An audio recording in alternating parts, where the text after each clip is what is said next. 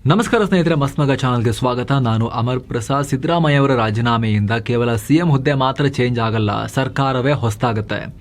ಅದರಲ್ಲೂ ಡಿಕೆ ಹೊಸ ಮಂತ್ರಿಮಂಡಲವನ್ನು ರಚನೆ ಮಾಡ್ತಾರೆ. ಹೊಸ ಸಿಎಂ, ಹೊಸ ಟೀಮ್. ಹಾಗಾಗಿ ಮುಂದಿನ ಮಂತ್ರಿ ಯಾರೆಲ್ಲ ಆಗ್ತಾರೆ ಅನ್ನೋ ಕುತೂಹಲ ಹೆಚ್ಚಾಗಿದೆ. ಅಷ್ಟೇ ಅಲ್ಲ, ಈ ಮಂತ್ರಿಗಳಿಗೆ ಸಂಬಂಧಪಟ್ಟಂತೆ ರಾಹುಲ್ ಗಾಂಧಿ ಅವರಿಗೆ ಸಿದ್ದರಾಮಯ್ಯ ಗಂಭೀರ ಎಚ್ಚರಿಕೆ ಕೊಟ್ಟಿದ್ದಾರೆ ಅನ್ನೋ ವರದಿ ಕೂಡ ಬರ್ತಾ ಇದ್ದಾವೆ. ಎಲ್ಲದರ ಬಗ್ಗೆ ಕ್ವಿಕ್ ಆಗಿ ನಾವು ನೋಡ್ತಾ ಹೋಗೋಣ.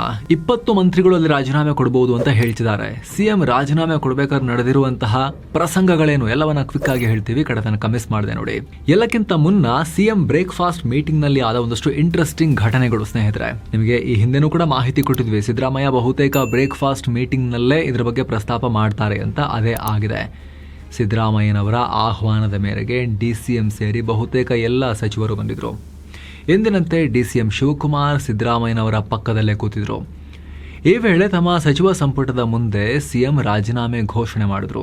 ಅಷ್ಟೇ ಅಲ್ಲ, ಇಷ್ಟು ದಿನ ಎಲ್ಲರೂ ಸಹಕಾರ ಕೊಟ್ಟಿದ್ದಕ್ಕೆ ನಿಮಗೆ ಧನ್ಯವಾದ ಅಂತ ಹೇಳಿದ್ದಾರೆ. ನನಗೆ ಯಾವುದೇ ಬೇಸರ ಇಲ್ಲ, ಮನಪೂರ್ವಕವಾಗಿ ರಿಸೈನ್ ಮಾಡ್ತಾ ಇದ್ದೀನಿ ಅಂತ ಸಿದ್ದರಾಮಯ್ಯ ಹೇಳಿದ್ದಾರೆ. ಹಾಗೆ ಹೈಕಮಾಂಡ್ ಹೇಳೋದನ್ನ ಪಾಲನೆ ಮಾಡೋದು ನನ್ನ ಕರ್ತವ್ಯ. ರಾಹುಲ್ ಗಾಂಧಿ ಅವರ ಸಲಹೆಯಂತೆ ಸಿಎಂ ಸ್ಥಾನ ಬಿಡ್ತಾ ಇದ್ದೀನಿ. ಕರ್ನಾಟಕಕ್ಕೆ ನೂತನ ಮುಖ್ಯಮಂತ್ರಿಯಾಗಿ ಡಿಕೆ ಶಿವಕುಮಾರ್ ಅಧಿಕಾರ ವಹಿಸಿಕೊಳ್ಳೋಕೆ ನನ್ನ ಸಂಪೂರ್ಣ ಒಪ್ಪಿಗೆ ಇದೆ ಅಂತ ಸಿದ್ದರಾಮಯ್ಯ ಹೇಳಿದ್ದಾರೆ.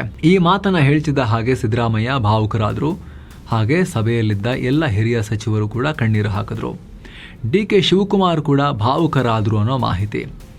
ಅಲ್ಲದೆ, ನಾನು ಇದುವರೆಗೂ ಮಾಡಿರೋ ಕೆಲಸಗಳ ಬಗ್ಗೆ ನನಗೆ ಸಮಾಧಾನ ಇದೆ. ಜನರಿಗಾಗಿ ಒಳ್ಳೆ ಕೆಲಸಗಳನ್ನು ಮಾಡಿದ್ದೀನಿ. ಎಲ್ಲ ಯೋಜನೆಗಳನ್ನು ಜಾರಿಗೆ ತಂದಿದ್ದೀನಿ. ಮುಂದೆ ನೀವೆಲ್ಲ ಒಳ್ಳೆ ಕೆಲಸಗಳನ್ನು ಮಾಡ್ಕೊಂಡು ಹೋಗಿ, ಜನರಿಗೆ ಒಳ್ಳೆ ಯೋಜನೆಗಳನ್ನು ಕೊಡಿ ಅಂತ ಸಿಎಂ ಮನವಿ ಮಾಡಿದ್ದಾರೆ. ಹಾಗೆ ಬಿಜೆಪಿಯಿಂದ ಅಲರ್ಟ್ ಆಗಿರಿ ಅಂತಲೂ ಸಿದ್ದರಾಮಯ್ಯ ಸಲಹೆ ಕೊಟ್ಟಿದ್ದಾರೆ. ನಂತರ ಮಾತನಾಡಿದ ಡಿಕೆ ಶಿವಕುಮಾರ್, ನಾನು ಅಧ್ಯಕ್ಷನಾಗಿ ಇಲ್ಲಿವರೆಗೆ ಬಂದಿದ್ದೇನೆ. ಇಷ್ಟು ತನಕ ನೀವೆಲ್ಲರೂ ಕೂಡ ಚೆನ್ನಾಗಿ ಕೋಆಪರೇಟ್ ಮಾಡಿದ್ದೀರಿ. ಮುಂದೆ ಕೂಡ ನಿಮ್ಮ ಸಹಕಾರ ಹೀಗೆ ಇರಲಿ ಅಂತ ಡಿಕೆಶಿ ಸಚಿವರಿಗೆ ರಿಕ್ವೆಸ್ಟ್ ಮಾಡಿಕೊಂಡಿದ್ದಾರೆ. ಜೊತೆಗೆ ಸಿದ್ದರಾಮಯ್ಯನವರ ಆಡಳಿತವನ್ನು ಹಾಡಿ ಹೊಗಳಿದ್ದಾರೆ. ಬಳಿಕ ಸಿದ್ದರಾಮಯ್ಯನವರು ಡಿಕೆ ಶಿವಕುಮಾರ್ ಅವರಿಗೆ ಅಭಿನಂದನೆ ಹೇಳಿದ್ದಾರೆ. ಹಾಗೆ ಡಿಕೆ ಶಿವಕುಮಾರ್ ಅವರು ಸಿದ್ದರಾಮಯ್ಯನವರ ಕಾಲಿಗೆ ಬಿದ್ದು ಆಶೀರ್ವಾದವನ್ನು ಕೂಡ ಪಡೆದಿದ್ದಾರೆ. ನಂತರ ಒಬ್ಬರನ್ನೊಬ್ಬರು ಅಪ್ಪಿಕೊಂಡಿದ್ದಾರೆ. ಈ ಫೋಟೋಗಳನ್ನು ರಾಜ್ಯ ಕಾಂಗ್ರೆಸ್ ತನ್ನ ಎಕ್ಸ್ ಅಕೌಂಟ್ನಲ್ಲಿ ಶೇರ್ ಮಾಡಿಕೊಂಡಿದೆ. ಅಂದು ಇಂದು ಎಂದೆಂದು ಅಂತ ಒಗ್ಗಟ್ಟೆ ನಮ್ಮ ಶಕ್ತಿ ಅಂತ ಹಾಕೊಂಡಿದ್ದಾರೆ. ಏನು, ಡಿಕೆ ನೇತೃತ್ವದಲ್ಲಿ ಹೊಸ ಸರ್ಕಾರಕ್ಕೆ ತಯಾರಿ ನಡೀತಾ ಇದೆ. ಮಾಹಿತಿ ಪ್ರಕಾರ 20 ಸಚಿವರನ್ನ ಈಗ ಡ್ರಾಪ್ ಮಾಡಬಹುದು, ಹೊಸಬರನ್ನ ತರಬಹುದು ಅನ್ನೋ ಲೆಕ್ಕಾಚಾರ. ಹಾಗೆ ನೋಡಿದ್ರೆ ಈ ಬಗ್ಗೆ ದಿಲ್ಲಿಯಲ್ಲಿ ಗಂಭೀರ ಚರ್ಚೆ ಆಗಿತ್ತು. ರಾಹುಲ್ ಗಾಂಧಿ ಅವರಿಗೆ ನೆರೆಯ ತಮಿಳುನಾಡು ಮಾದರಿಯಲ್ಲಿ ಯುವಕರು ಹೆಚ್ಚಿರುವ ಸಂಪುಟ ರಚನೆ ಮಾಡಬೇಕು ಅನ್ನೋ ಆಸಕ್ತಿ ಇದೆಯಂತೆ. ಅಂದರೆ 2028ರ ಮುಂದಿನ ಎಲೆಕ್ಷನ್ ಅನ್ನು ಮೈಂಡಲ್ಲಿಟ್ಕೊಂಡು ಈಗಲೇ 2ನೇ ಹಂತದ ನಾಯಕರನ್ನ, ಸೆಕೆಂಡ್ ಲೈನ್ ಲೀಡರ್ಶಿಪ್ ಅನ್ನು ಬೆಳೆಸಬೇಕು ಅಂತ. ಅದಕ್ಕಾಗಿ ಕೇವಲ 5-6 ಮಂದಿ ಅತಿ ಹಿರಿಯ ಸಚಿವರನ್ನು ಮಾತ್ರ ಇಟ್ಕೊಂಡು ಉಳಿದ ಸುಮಾರು 20ಕ್ಕೂ ಅಧಿಕ ಹಳಬರಿಗೆ ಕೆಳಗಿಳಿಸಿ ಅವ್ರನ್ನ ಹೊಸಬರಿಗೆ ಅವಕಾಶ ಕೊಡಬೇಕು ಅನ್ನೋದು ರಾಹುಲ್ ಗಾಂಧಿ ಲೆಕ್ಕಾಚಾರ. ಆದರೆ ಇದಕ್ಕೆ ಸಿದ್ದರಾಮಯ್ಯನವರು ತೀವ್ರ ಆಕ್ಷೇಪ ವ್ಯಕ್ತಪಡಿಸಿದ್ರು ಅಂತ ಗೊತ್ತಾಗಿದೆ.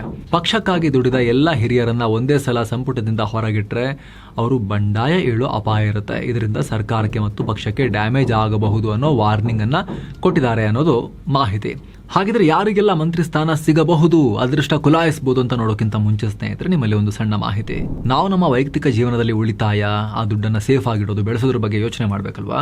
ಅಂಥದ್ರಲ್ಲಿ ನಿಮಗೆ ಮಾರ್ಕೆಟ್ ಲಿಂಕೇ ಇಲ್ಲದೆ, ಯಾವುದೇ ಸ್ಟಾಕ್ ಮಾರ್ಕೆಟ್ ಸಂಬಂಧನೇ ಇಲ್ಲದೆ ಬ್ಯಾಂಕ್ಗಳಲ್ಲಿ FD ಇಟ್ಟು ಹೈ ಇಂಟ್ರೆಸ್ಟ್ ರೇಟನ್ನು ಅರ್ನ್ ಮಾಡೋದು ಹೇಗೆ ಸ್ನೇಹಿತರೆ? ಬ್ಯಾಂಕಲ್ಲಿ FD ಇಟ್ಟರೆ ಆಯಿತು ಅಲ್ವಾ.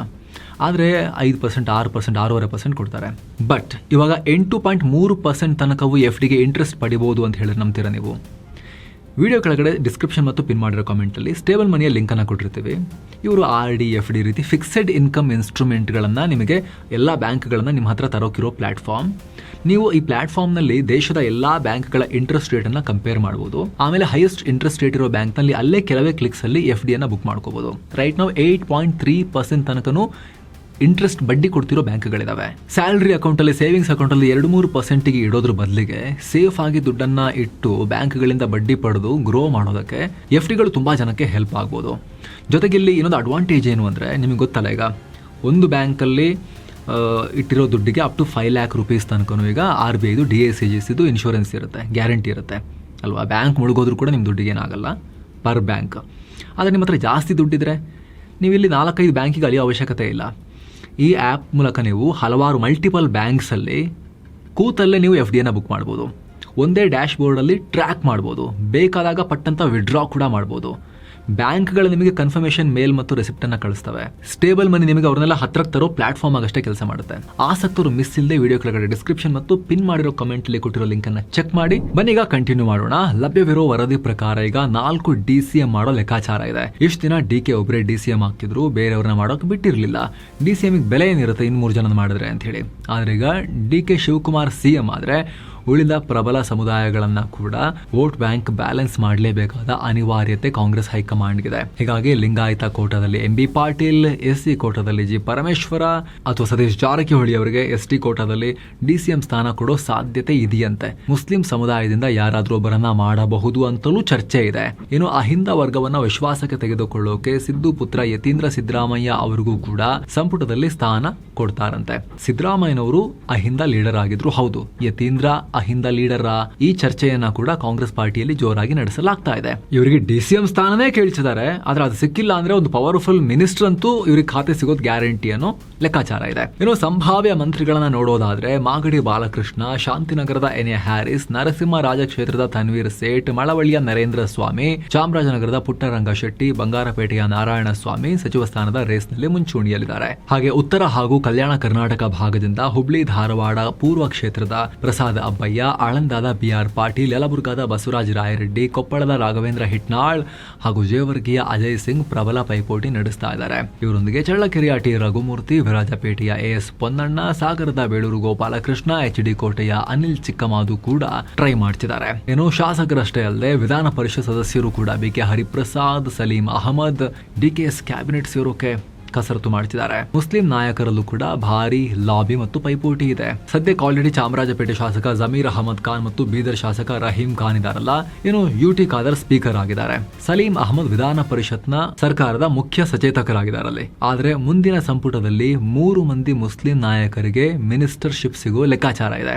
ಅದಕ್ಕೋಸ್ಕರ ಪ್ರಾದೇಶಿಕ ಮಟ್ಟದಲ್ಲಿ ಭಾರಿ ಲಾಬಿ ನಡೀತಾ ಇದೆ. ಕರಾವಳಿ ಭಾಗದ ಪ್ರಭಾವಿ ನಾಯಕ UT ಖಾದರ್ ಅವರು ಸ್ಪೀಕರ್ ಸಾಕು, ನಮಗೆ ರಿಲೀಸ್ ಮಾಡಿ, ಅಲ್ಲಿಂದ ಬೇರೆ ಯಾರಿಗಾರು ಮಾಡಿ ಮಂತ್ರಿ ಕೊಡಿ ಅಂತ ಹೇಳಿ ಕೇಳ್ತಾ ಇದ್ದಾರೆ. ಅವರು ಮಂತ್ರಿ ಆಗೋದು ಕೂಡ ಬಹುತೇಕ ಖಚಿತ ಅನ್ನೋ ವಾತಾವರಣ ಇದೆ. ಇನ್ನು ಹಳೆ ಮೈಸೂರು ಭಾಗದ ಕೋಟಾಗೆ ದೊಡ್ಡ ಫೈಟ್ ಇದೆ.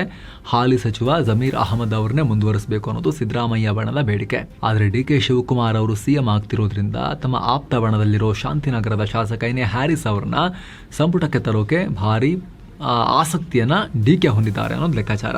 ಇವ್ರ ನಡುವೆ ಮೈಸೂರಿನ ನರಸಿಂಹರಾಜ ಕ್ಷೇತ್ರದ ಹಿರಿಯ ಶಾಸಕ ತನ್ವೀರ್ ಸೇಠ್ ಕೂಡ ತಮಗೆ ಸ್ಥಾನ ಬೇಕು, ಸೀನಿಯಾರಿಟಿ ಆಧಾರದಲ್ಲಿ ನಮಗೊಂದು ಅವಕಾಶ ಕೊಡಿ ಅಂತ ಹೇಳಿ ಕೇಳ್ತಾ ಇದ್ದಾರೆ.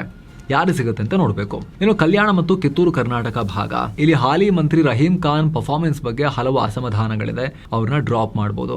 ಇದೇ ಭಾಗದಿಂದ ಗುಲ್ಬರ್ಗಾ ಉತ್ತರದ ಶಾಸಕಿ ಖನೀಜ್ ಫಾತಿಮಾ ಮಂತ್ರಿ ಆಗೋಕೆ ಪ್ರಯತ್ನ ಪಡ್ತಿದ್ದಾರೆ. ಆದರೆ ಅದೇ ಕಲಬುರಗಿ ಜಿಲ್ಲೆಯಲ್ಲಿ ಪ್ರಿಯಾಂಕ್ ಖರ್ಗೆ, ಅಜಯ್ ಸಿಂಗ್ ರಂತಹ ಪ್ರಬಲ ಆಕಾಂಕ್ಷಿಗಳಿರುವುದರಿಂದ ಒಂದೇ ಜಿಲ್ಲೆಯಲ್ಲಿ 3 ಜನಕ್ಕೆ ಮಂತ್ರಿ ಸ್ಥಾನ ಕೊಡೋದು ಅಸಾಧ್ಯ.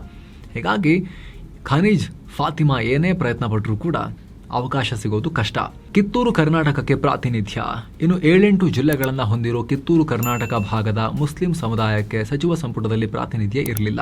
ಈ ಬಾರಿ ಆ ಕೊರತೆಯನ್ನ ನೀಗಿಸಬೇಕು ಅಂತ ಕೇಳ್ತಾ ಇದ್ದಾರೆ. ಹಾಗಾಗಿ ಪಕ್ಷಕ್ಕಾಗಿ ದಶಕಗಳಿಂದ ದುಡಿತಾ ಇರೋ ಹಿರಿಯ ನಾಯಕ, ಹಾಲಿ ವಿಧಾನ ಪರಿಷತ್ ಮುಖ್ಯ ಸಚೇತಕ ಸಲೀಂ ಅಹಮದ್ ಅವರ ಹೆಸರನ್ನ ಮುಸ್ಲಿಂ ಕೋಟಾದಡಿ ಅತ್ಯಂತ ಗಂಭೀರವಾಗಿ ಪರಿಗಣಿಸಲಾಗಿದೆ ಅಂತ ಹೇಳಲಾಗ್ತಿದೆ. ಸೊ ಸ್ನೇಹಿತರೆ, ಇದಾಗಿತ್ತು ಈ ಕ್ಷಣದ ಎಲ್ಲಾ ಪ್ರಮುಖ ಅಪ್ಡೇಟ್ಸ್ ನಿಮಗೆ ತಲುಪಿಸುವಂತ ಪ್ರಯತ್ನ.